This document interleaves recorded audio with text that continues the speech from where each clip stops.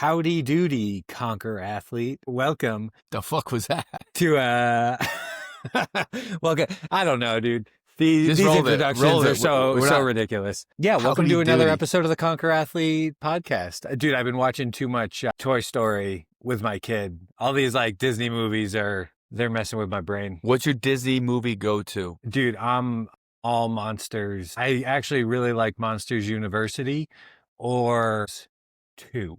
If you were in Monsters University, what fraternity would you be in? And if you guys don't know what I'm talking about, shame on you. Go watch Monsters University. Yeah, dude, go bang out some kids and then get back to us. Yeah. You know what? You don't even need kids for Disney and Pixar movies. They're the best. They are entertaining. I'll straight up sometimes find myself just watching a Pixar movie and I look around by myself. I feel like you watch Frozen and you dance. I see you dancing around the living room. I don't know how to take that, but I'm going to let it slide. But yes, I do watch Frozen a lot.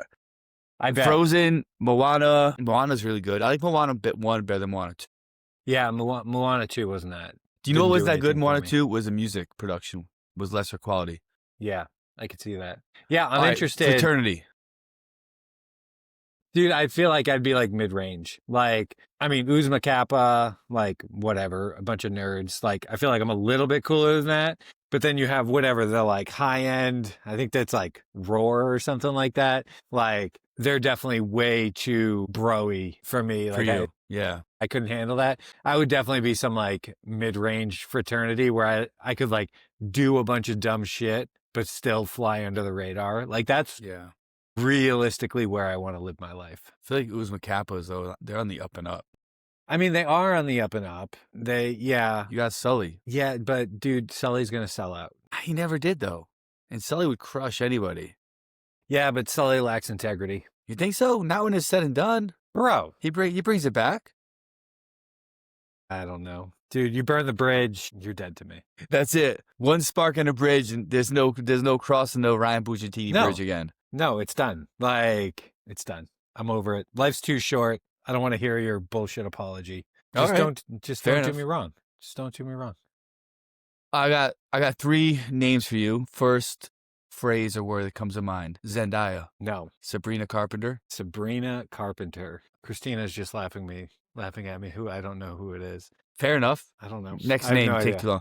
Travis Kelce. Douchebag. Ooh, aggressive. No, dude. You don't not think aggressive. he's, you You wanna don't think talk- he's just playing the hand he's dealt? Nope. I'm going to say it, and the internet's probably going to lose their mind, and I don't think you'll get upset at me. Cuck. For sure. Was word? Cuck. Cuckold. Cuck. Yes. Spell it. Oh my God. You don't know what this is? Cuck or cock? Cuckold. No, I don't know what that is. When's the last time you've been to a hotel? Over the summer. So, a couple months ago. Okay.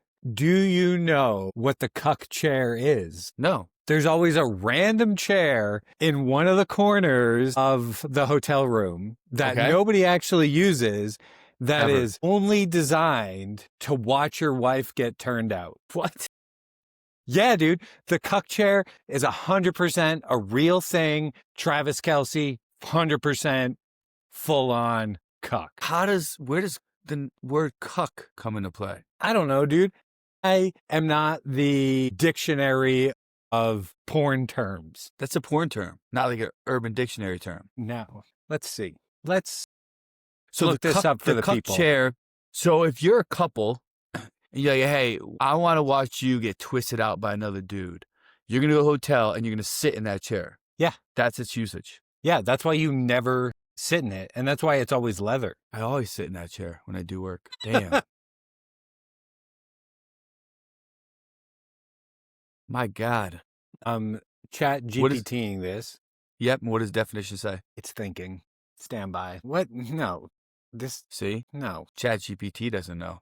So Well, it actually goes back to the term cockatoo, originally a metaphor comparing a man with an unfaithful wife to a cuckoo bird, tricking another bird into raising its son.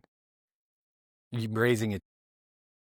So you can classify that as agricultural term. Yeah, sure.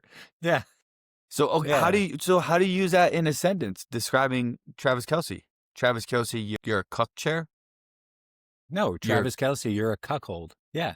Like, he's going to get married to Taylor, and then he's going to invite the homie over who's going to, Not get Taylor. down with T Swift. Not Taylor. She's wholesome. Yeah. Yeah, okay. Taylor Swift is an American treasure. An American treasure? The only thing, she is, dude, all her music is about broken relationships. It's what the people want. It's not what the people want. She writes it all. She's no copywriters. Plays music, writes her music, and puts on a hell of a show for her fans. Yeah, well, Travis Kelce, enjoy. Don't bring Taylor Swift into Travis's cuckolding situation. It's already happened. No, not Taylor. 100%. She's next in the lineup. In this day and age of artists jamming about the craziest shit ever, she's talking about breakups and hanging out and listening to music. I love it. Maybe I think she needs to dig deep inside and be like, why do I have all these broken relationships? I mean, every relationship that doesn't last is essentially broken. Okay.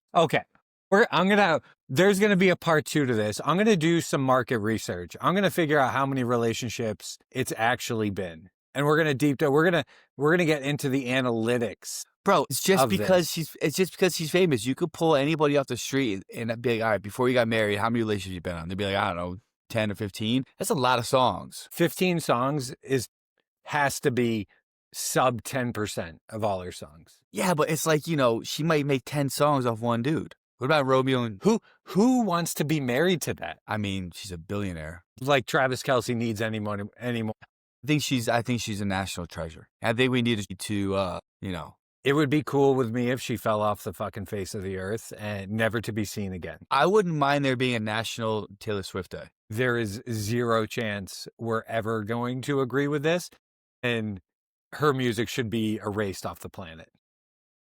Wait until your little girl starts listening to Taylor Swift. I can't wait for you to start singing. It's not going to happen. Taylor I'm not Swift. going to let her. You want her to listen to that, or you want her to listen to, I don't even know who the female artists are nowadays. Whatever. WAP? Yeah. Oh my God. Don't get me started on that song. Well, ladies and gentlemen, that's our current events for the day. I feel like there's more current events we're glimming over. I mean, probably. There's probably Speaking of more. glimming over, have you ever seen Gleaming the Cube? Is it an amazing 80s TV movie show? Skateboarding. I think Christian Slater was in it. No, I have not. All right. Well, I guess let's get in some information for everybody. Let's talk about something of substance. I mean, that is substance. Dude, we're going to earmark this podcast. Come back to me in 5 years. Was there anybody cooler than Christian Slater in the 80s? What's his name? He's like a crackhead now, though. Hunter Biden? It's most 80s actors. Hunter Biden, yeah. I don't know. Christian Slater? He was a man in the 80s, bro. I don't feel like he was that cool. No? I mean, he was cool. Don't get me wrong. He was cool. Who do you think owned the 80s? I mean, seeing that I was born in the middle of the 80s, I'm probably not the most accurate thinker. Who owned the 80s for you? Think what movies even came out in the 80s. Give me 3 names and I'll rank them. Madonna, Michael Jordan, Cyndi Lauper. They're not even in the same. I mean, the one. Okay. Whatever. Okay, let's go Madonna. film. Let's go music. I'm going to take it one by one for you. Madonna, Prince, Michael Jackson. Who owned the 80s? Madonna, Prince, Michael Jackson. Well, I have very strong opinions about Michael Jackson that we are not going to cover on this podcast. Yeah, okay. I don't know. People love Prince. I think Prince is a very talented artist. Not somebody I have spent a lot of time listening to, but I appreciate the musical talent. I mean, Madonna is probably the one I'm most familiar with just from the titty slip. Madonna changed her culture, man. No, I mean, I agree with you. She had a sex book before. It's cool to have sex books. Were you alive for that? Her sex book? Well, I was born in 85. I don't know. All right, let's move on to the next one for you. This would be a better one for you. Arnold Schwarzenegger, Sylvester Stallone, or Tom Cruise? Fuck Tom Cruise. I'm talking about 80s, though. We're not talking about like now. I'm saying 80s. You got to think about in the 80s. Yeah, he has some fucking bangers. He had some bangers, bro. Yeah, Outsiders. The Outsiders was a banger. Dude, I don't think you can top Schwarzenegger. That dude, what that dude built is like, no way. Like, that guy was so accomplished on so many different fronts. I think he takes it. Like Tom Cruise, like, cool. He's a movie star. Like, he's iconic in that regard, but like, what has he honestly done outside of that? Like, Schwarzenegger, immigrant, arguably best bodybuilder of all time, governor of California, still making movies. I still think his greatest movie is Conan the Barbarian. I mean, yeah, that was your that was a testosterone dope levels movie. increased 200 points every time you watched it. Yeah. I mean, I loved when he went into comedy movies because he was so bad at them and like his English is so broken. I think his comedy movies, like, you can't sleep on them. Like, they're funny just because he's awkward. Mm. But you want to talk about work ethic, Arnold takes it. All right, last one. This will be a tough one. Star Wars series, Indiana Jones series, or Back to the Future series? No way. Back to Future, not even in the same conversation as those two series. Indiana Jones takes it all day long. Raiders of the Lost Ark, Temple of Doom, like, are you kidding me? Shia LaBeouf, you fucked up that whole series. Get out of movies. But the last one they did was actually pretty good. Was it? Yeah, I thought it was pretty good. But I mean, so the original trilogy, so good. Yeah, I used to drink Pepsis and watch that like it was. Yeah. I mean, don't get me wrong. Star Wars, also phenomenal, especially that level of production back then. But dude, I like the adventure of Indiana Jones. Like, space just doesn't do it for me. Yeah, Harrison Ford is a man. He could do anything. Yeah, dude, he's a G. Has he ever been in a scandal? I don't think so. Harrison Ford? I don't think so. He keeps his mouth shut. These people are built different, man. Tell me crazy scandals that 80s people have been in. De Niro? Are you kidding me? Fuck that guy. What did he do? He had sex with kids? I feel like that's the fucking Hollywood thing to do. No, I mean, I haven't heard that one about De Niro. Possibly. What did he do though? No, he's just like Mr. Political now. Like, dude, you made how many millions of dollars making phenomenal movies in the 80s and 90s? Just shut the fuck up and ride into the sunset. Unpopular opinion. I think he sucks as an actor. I think he had like 2 or 3 good movies. Dude, Casino? Everything else is fucking the same. Yeah, well, that's one of them. Casino's one of them. I mean, him as a gangster, dude, is so good. Yeah, I get it. Like, but that's the same. It's not. That's one character they can play. I mean, yeah, but look at Bruce Willis. Like, he's the same guy in every movie. I agree. He still makes great movies. God bless him. I think besides Die Hard, I think his movies suck. Bro, Tears of the Sun? Okay, I have to retract the statement. That was one of the greatest movies ever made. So good. That was phenomenal. Tears of the Sun was a phenomenal Dude, nobody movie. Talks about that movie. That's a great movie. It's a phenomenal movie. Yeah. I'd have to look at the discography of Bruce Willis movies, but there's, I mean, the later ones for sure. When he started losing it, I think they started going downhill a little bit. But dude, his early stuff. Do you think whoever's listening to this right now is like, are they going to ever fucking talk about something with substance? Yeah, everybody just fast forwards to this and goes straight to the last 10 minutes of the podcast. What if they only listen to this and then they skip? Like, all right, now they're going to talk about substance. Let's turn it off. I mean, maybe. Let's go read Madonna's sex book and call it a day. I know Tyler listens to it. I know the whole thing. Yeah, because they text me about it. What do they say? Let's expose them right now. No, they don't say anything bad about it. They're just like, you guys are kind of fucking dumbasses. Do they ever tell you about anything specific they want us to talk about? Because that's what I always want people to tell us what they want us to talk about, but no one does. No, but I do get a lot of questions from mentees. Yeah. That text me, like past mentees that still text me stuff and ask me questions. I can save those for the podcast. All right. Well, let's give some of the people what they want. What are we talking about today? We are talking about systems versus chaos, programming with purpose. So this is kind of I feel like a two-part series that we can talk about. So there's system, the system versus chaos side, kind of like, the phase potentiation, actually having a game plan, taking someone from A to B versus fucking constantly varied. And when and why you would use a system versus a chaos model. And then, kind of a little bit behind how you program, actually fingers to keyboard. What's your process look like? I figure we can kind of dive into that kind of big picture and, boots on the ground sort of thing. Yeah. Systems versus chaos. So having a game plan versus just randomized, constantly varied programming, correct? Yeah.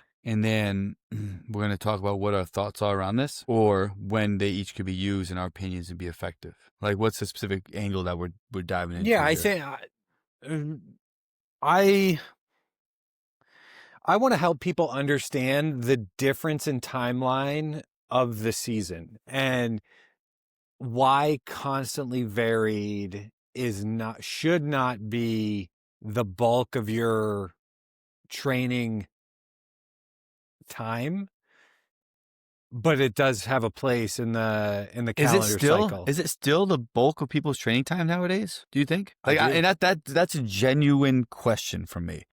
I do. Like, do you hear maybe stuff? less on the one-on-one side, but I think it's an important conversation to have even with affiliate owners, right? Like affiliate owners, and I mean, this leads us to another question of why the fuck we're outsourcing program design, but there needs to be a little bit of a more stringent structure to the program versus just what the original methodology was. Mm-hmm. Like if you have people in your gym that come consistently and have been there for years and still can't do a pull-up or are still asking you what certain things are, to me, that's a frequency and exposure problem that realistically needs to be addressed because they're not getting enough touch points on things to really drive those, whether it's movements or qualities, home. Yeah.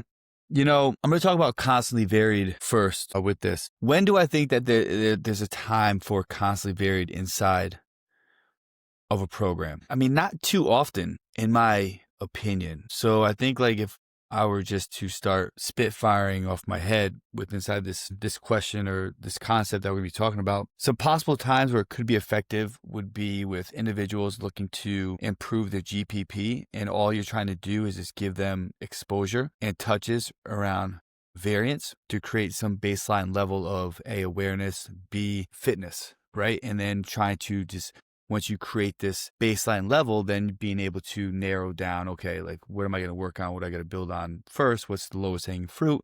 And how can I make my way up the ladder from that? So I think that's at one point where that can come into play, but that can't be in play too long. Something that we always talk about, variance is good if you just want to have variance. If you want to have small touches and dosages around a lot of different things, that's when it can be effective, and it can create some form of level of fitness. It can elevate some fitness markers and data points. However, as your training age increases, then obviously that's going to diminish as well with time. I think other structures where constantly varied can fit in is if you're on transition weeks from a long, intense block and you just want to kind of back off and give the person a week or two of just mindless work. That's where it can come into play as a break point. I think another point could be coming off when your training year is done, whatever that might look like.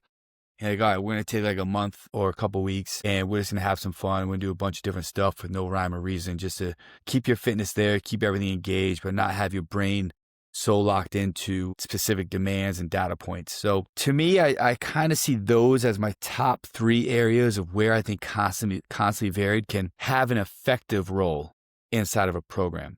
Are there other points that it could be sprinkled in? Possibly, that I might not be thinking about, but offhand, that's where I see it can have an effective role inside of a program for people to have, not exposure, but for people to be able to move the needle by doing something constantly varied. In my opinion, they have to be a very young training age, because obviously anything will work, right? If you have any exposure to anything new, that's a new stimulus and stress, it's going to increase some fitness data markers to some point. But your ability to lock in and hone in on those data markers to see specific progression is going to diminish more and more and more the longer your training age gets, and or the more targeted those data points need to become in order for you to reach your goals, right? And that's going to pull away from that. I think people get lost and constantly varied when they get too wrapped into the sport of CrossFit and the definition of CrossFit, and people start talking about just variance for the sake of variance, right? Which I get, like that's what CrossFit is sort of built upon. And if you even look at the .com program and you track it, it's pretty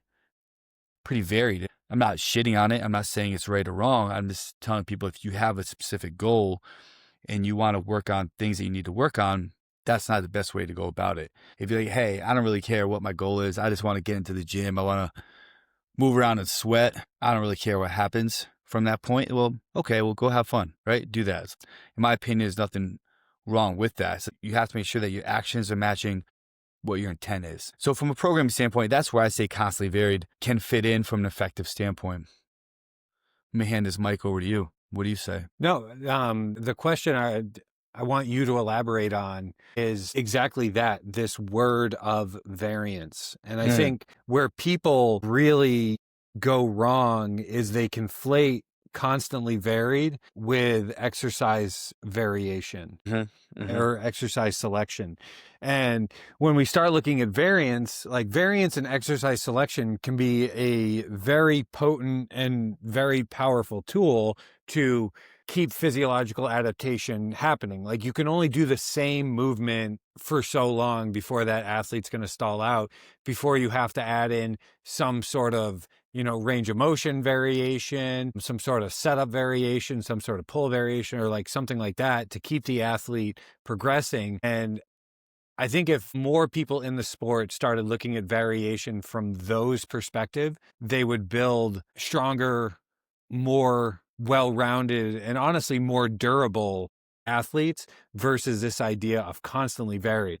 The idea of variation is to constantly be shoring up the weak aspects of the athlete. Like you're changing or you're creating micro nuances within an exercise to target specific changes within your athlete. And when you start looking at it from that, it becomes a much longer blown out process where you're constantly assessing your athlete and being like, okay, here's the weak point. There's a weak point. That's what I need to focus on. And then picking an exercise that targets that specific thing. Right. And like, I think if you look at it like that, then the argument completely changes.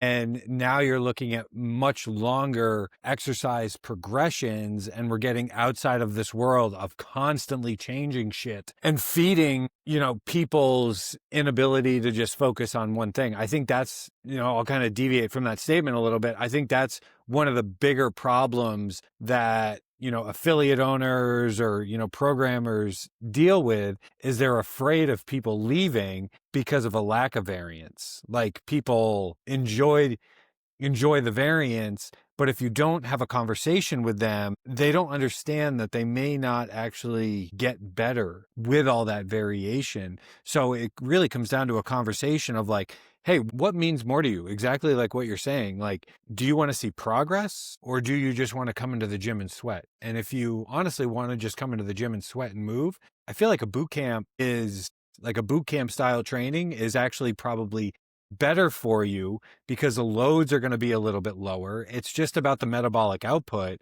Whereas if you really want to look at the principles of strength conditioning and building a foundation and making sure that, we're building the proper structure to increase load or speed or something like that over time, that takes long-term progression in micro and macro cycles. Yeah, I mean, I really don't know what else I could input. You just fucking crushed it.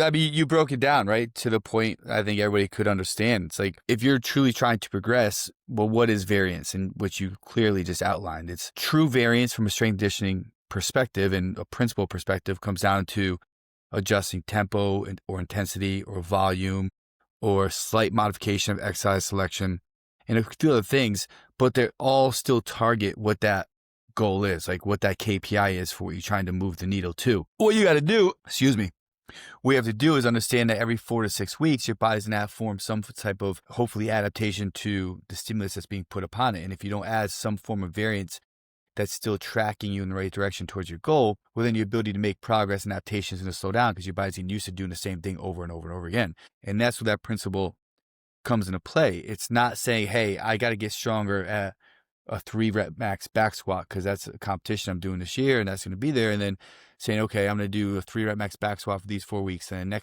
next cycle, because it's variance, I'm going to work on 10 reps. And then I'm going to go 1 rep and then I'm going to go 20 reps. Like that's all over the fucking place. And that's not going to target into that 3-rep max back squat. When people are doing variance just for the sake of doing variance and things are changing all the time, like you said, that's go to a boot camp class. That's great.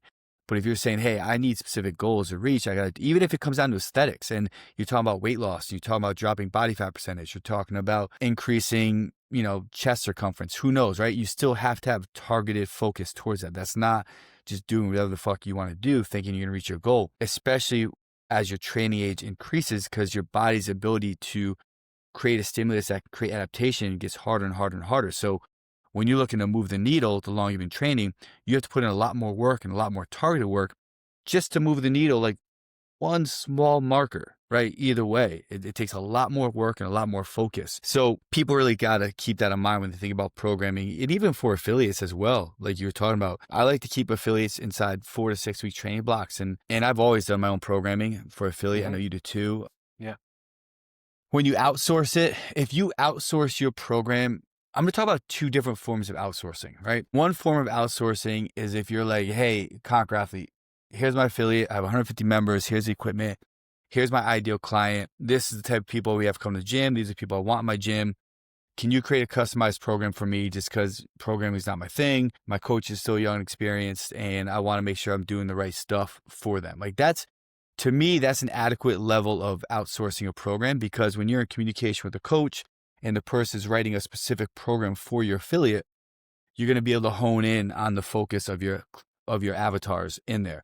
But if you're like, hey, I'm following X affiliate programming, that to me can be some of the dumbest things you can do for your affiliate, because it's not taking in the shit about who your affiliate is, who your clients are, what the focus is there. Like your average clientele might be 40 to 52 years old, yet you're following an affiliate programming that's built for 21-year-olds, and it's like, scale for the best, adjust for, or program for the best, scale for the rest, or whatever, some stupid formula that people talk about. And then all of a sudden, everybody's walking in the door with a sense of failure because they can't do shit. 90% of your classes have to be adjusted and modified, and the stimulus is all wrong, and it's all over the place, right? So the last that could go wrong with that from an outsourcing perspective. And that wasn't even a plug to outsource your affiliate program to us, because we don't even do that. It was just using it as an example. Yeah.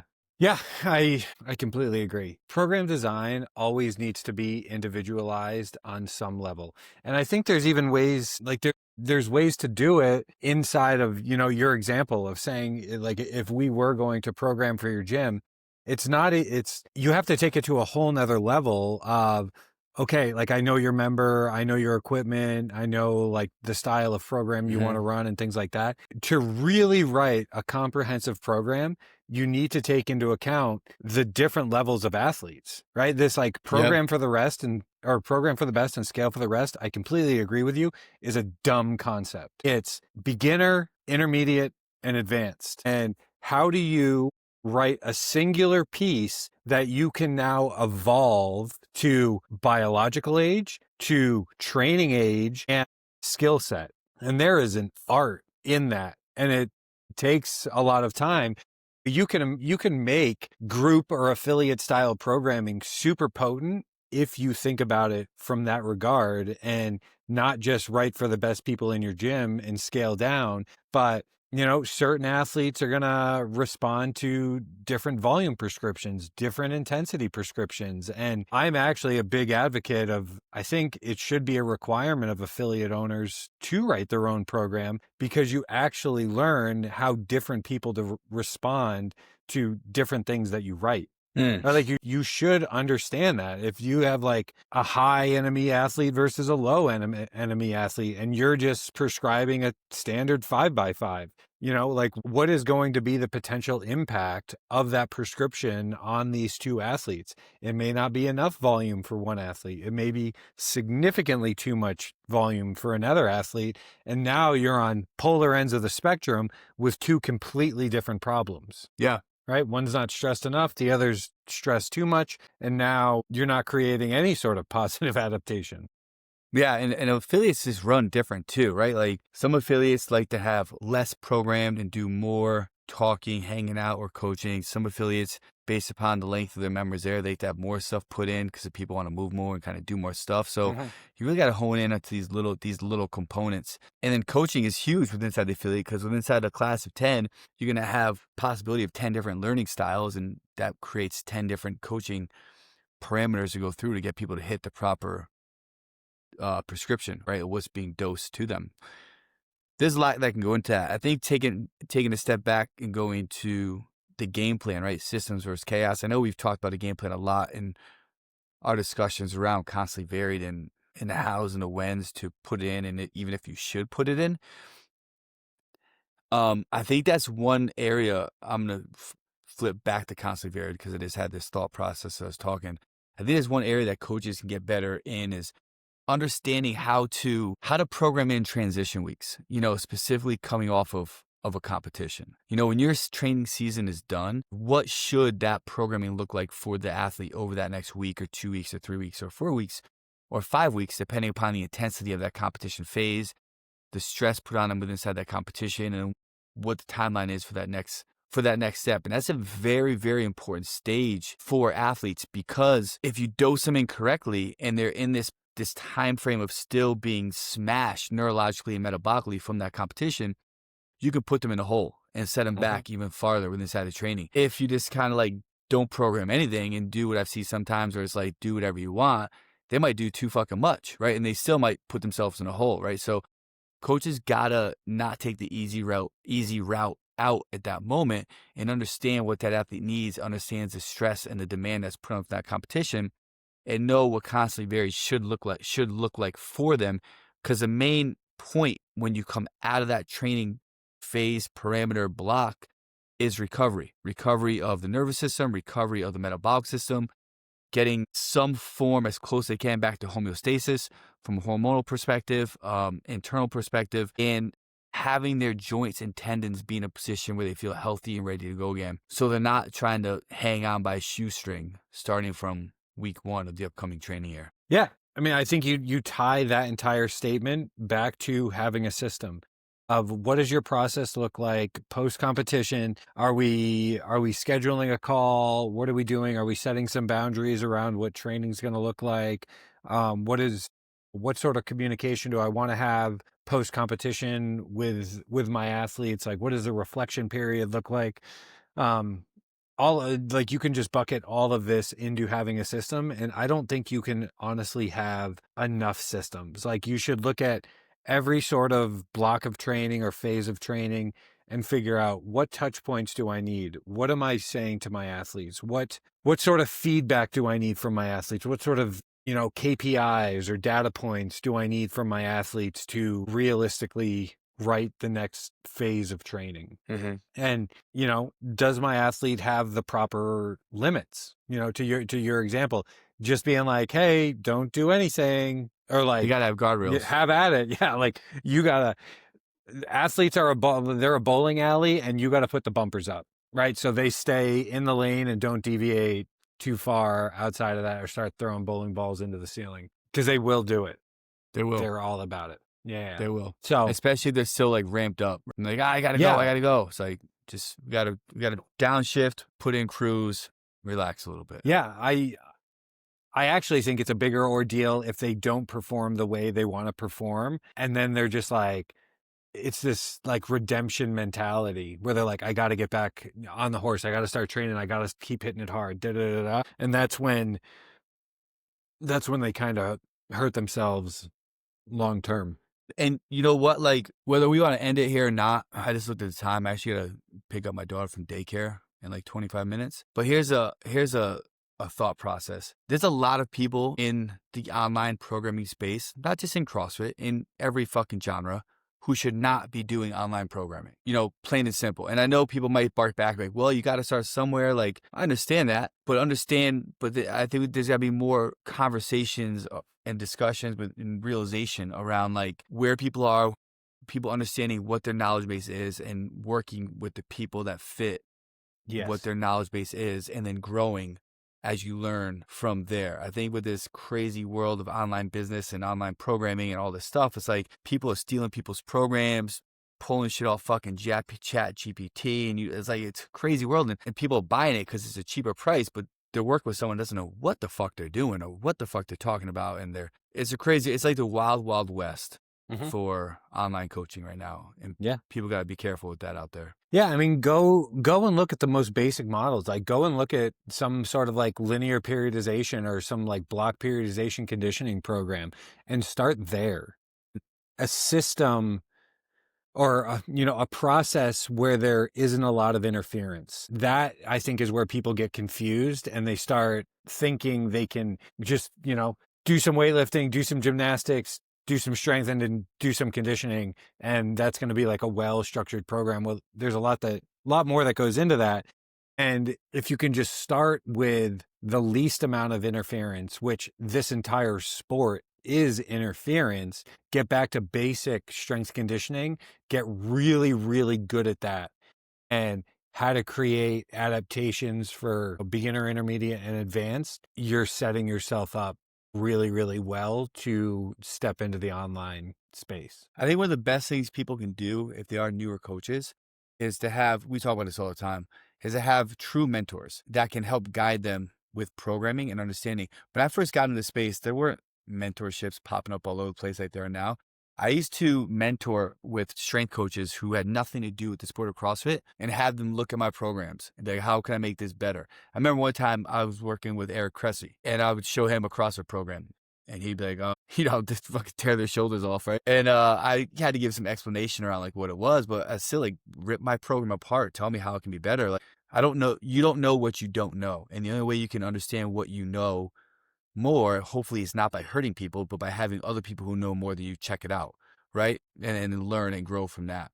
And that's what I recommend. If you are in this space, you're an online coach, don't try to fake it to make it. Know what you know, focus on what you know, be great at that, and then work with people to develop what you don't know well to put yourself in a position to drive success. Because if I do talk about CrossFit space, there's tons of coaches working with competitors who don't know what the fuck they're doing. And they work with some large company, so they get some unicorns in there who can fucking do good no matter what you give them, and then it steamrolls. But it's like, I always get, I don't know, concerned, or I don't know what the word is, but whatever. You can choose what the word is. It's probably an explicit, whatever. All right, guys, we didn't shout it out. If you guys haven't checked out the Coach RX Podcast Network, go ahead and make sure to check that out. Until next time. If you guys have any questions, shoot our lovely social media manager a message in the DMs on Instagram. We'd love to hear from you. And if there's anything specifically you want us to talk about, shoot it over. I want to know a poll too. Send an email to help@conquerathlete.com or slide into Ryan's DMs. Should Taylor Swift be a national treasure? Or is Taylor Swift a national treasure? Star Wars versus Indiana Jones. Yeah, let's keep it those two. If you send me anything about Taylor Swift, I'm immediately blocking you. Flood his DMs with Taylor Swift. Later, guys.